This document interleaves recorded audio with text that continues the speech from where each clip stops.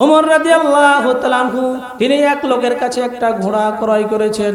বিচারটা দেখেন কি পরিমাণ, কি ন্যায় বিচার দেখেন। ওমর রাদিয়াল্লাহু তাআলা আনহু এক লোকের কাছে একটা ঘোড়া ক্রয় করেছে, ঘোড়া কিনেছে। ঘোড়া কেনার পরে কিছু দূর যাওয়ার পরে ঘোড়াটার চারটা পা অকেজো হয়ে গেছে, ঘোড়া আর চলতে পারে না। ওমর রাদিয়াল্লাহু তাআলা আনহু ঘোড়াওয়ালার কাছে এসে বলছে, ও ঘোড়া দিলে তার চারটা পা অকেজো হয়ে গেছে, সুতরাং তুমি তোমার ঘোড়া ফেরত নাও, আমার টাকা আমাকে ফেরত দাও। ওই ঘোড়াওয়ালা বলছেন, দেখেন আমিরুল মুমিনিন, আপনি অর্ধ জাহানের খলিফা হতে পারেন, কিন্তু আপনি যে আপনাকে আমি ঘোড়া যখন দিই তখন আপনাকে ভালো ঘোড়া দিয়েছি, সুতরাং আমি ঘোড়া ফেরত নিব না, আপনাকে টাকা দিব না। ওমর রাদিয়াল্লাহু তাআলা আনহু এবং ঘোড়াওয়ালার মধ্যে বাকবিতন্ডা শুরু হয়ে গেল। এখন বলছে, তাইলে আমরা কি করব? চলো যে আমরা আদালতে যাই। দুইজন মিলে ওমর রাদিয়াল্লাহু তাআলা আনহু এবং ওই ঘোড়াওয়ালা চলে গেলেন আদালতের ভিতরে। আদালতে যখন ঢুকবে গেটের মধ্যে, তখন আদালতের বিচারপতি কাজী সুরাই ইবনুল হারিস আল কিন্দি রাহমাতুল্লাহি আলাইহি দাঁড়িয়ে গেলেন। সঙ্গে সঙ্গে দেখতে পাচ্ছে রাষ্ট্রপ্রধান এসেছে, ওমর রাদিয়াল্লাহু তাআলা আনহু দাঁড়িয়ে গেলেন। দাঁড়িয়ে যে বলছেন, আমিরুল মুমিনিন, আপনি কি জন্য আদালতে এসেছেন? আপনি আমাকে খবর দিলে আমি চলে আসতাম। ওমর রাদিয়াল্লাহু তাআলা আনহু বলছেন, ও বিচারপতি শুনো, আমি এই লোকের কাছ থেকে একটা ঘোড়া ক্রয় করেছিলাম, কিন্তু ঘোড়া ক্রয় করার পরে কিছু দূর যাওয়ার পরে চারটি পা অকেজো হয়ে গেছে। এখন তাকে আমি বলতেছি ঘোড়াটা নিয়ে নাও, টাকাটা আমাকে ফেরত দাও, কিন্তু সে নিবে না। বিচারটা একটা করে দাও।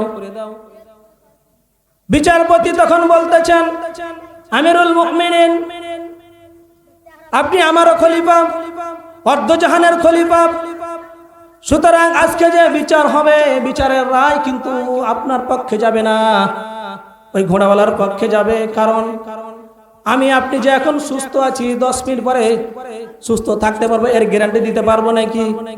আমি যে এখন কথা বলতেছি এখান থেকে আমি উঠে বাড়ি যেতে পারবো, এর একটা কোনো গ্যারান্টি দিতে পারবো না।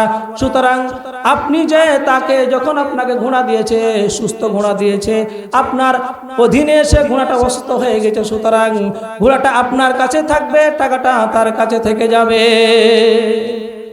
ওমর রাদিয়াল্লাহু তাআলা আনহু রাষ্ট্রপ্রধান, তিনি কোনো কিছু কর্তৃত্ব ক্ষমতা পাওয়ার না খাটিয়ে মাথাটা নিচের দিক থেকে আদালত চত্বর থেকে বের হয়ে গেলেন, চলে গেলেন বাসায়।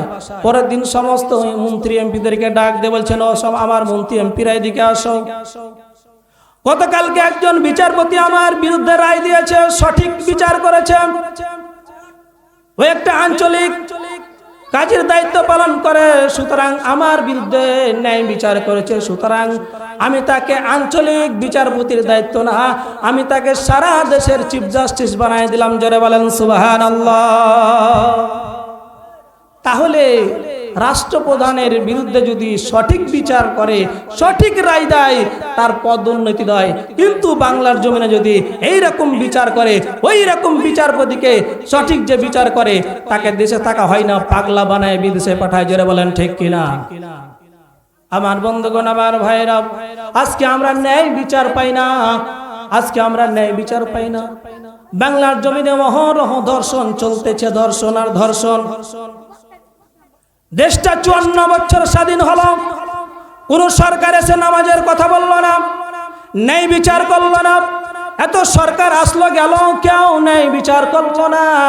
এই যে কয়েকদিনের ভিতরে 4 জন শিশুকে ধর্ষণ করেছে, এই যে রামিসা নামে একজন মেয়েকে ধর্ষণ করার পরে, এই যে কিছুদিন আগে ধর্ষণ করার পরে গলা কেটে নিয়েছে, 2 হাত কেটে নিয়েছে। আপনারা নিউজের মধ্যে দেখেন না, দেখেন নাই? দেখেছেন? আমার বাংলার জমিনে একটাও ন্যায় বিচার নাই, সব জায়গায় অন্যায় আর অন্যায়। কারণ এই দেশের ভিতরে কারো কোরআন নাই। এই কোরআন দিয়ে যদি একটা সঠিক বিচার করত, তাহলে বাংলার জমিনে একটা ধর্ষক থাকতো না। জোরে বলেন ঠিক কিনা? কিন্তু বাংলার জমিনে একটাও ন্যায় বিচার হয়। আমার বন্ধুগণ, আমার ভাইয়েরা, আমাদের প্রধানমন্ত্রী যখন তারেক রহমান আছে, তিনাকে আমি মাহফিল থেকে জানাইতে চাই, আপনি আমাদেরকে আশ্বাস দিয়েছেন যে 1 মাসের ভিতরে ধর্ষকের বিচার হবে। আপনাকে ধন্যবাদ জানাই। যে আপনি বলেছেন 1 মাসের ভিতরে আপনি মৃত্যুদণ্ড দিবেন, যদি 1 মাসের ভিতরে আপনি মৃত্যুদণ্ড দিতে পারেন তাহলে আমরা বুঝবো আপনি একজন ন্যায় বিচার সরকার। সুতরাং আপনার কাছে আমরা অনুরোধ করব যে আপনি ন্যায় বিচার করবেন। একজনকে যদি বাইতুল মুকাররমের সামনে যদি তাকে মৃত্যুদণ্ড দেওয়া হয়, সমস্ত ধর্ষকগুলো ভালো হয়ে যাবে। এই জন্য 3 নম্বর কাজ হলো ইন্নাল্লাহা ইয়া'মুরু বিল আদল, ন্যায় বিচার করতে হবে, ইহসান করতে হবে।